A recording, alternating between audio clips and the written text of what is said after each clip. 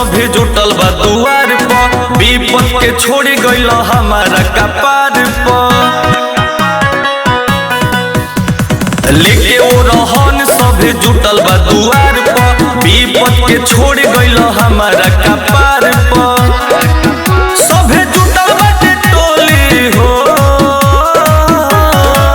ए राजा रस नहीं आवताटे होली हो, चोरावता देवरा चोली हो।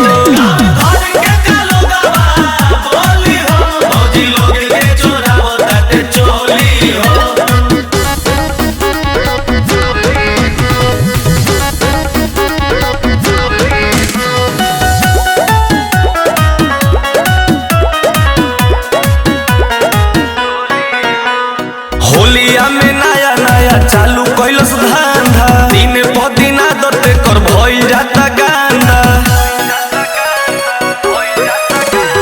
तू ही कह राजा कैसे के हम संभारी, देखी के मौका धरे हमके अकवारी।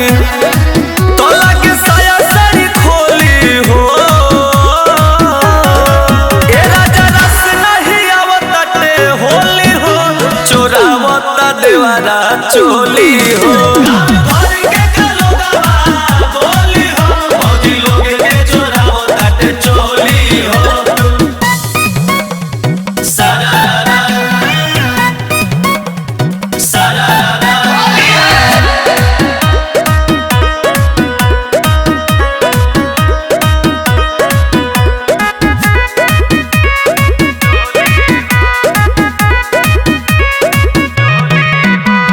धइले बा संग जब से अभिनाश के, रख देलस दे हमर पूरा ई तनाश के।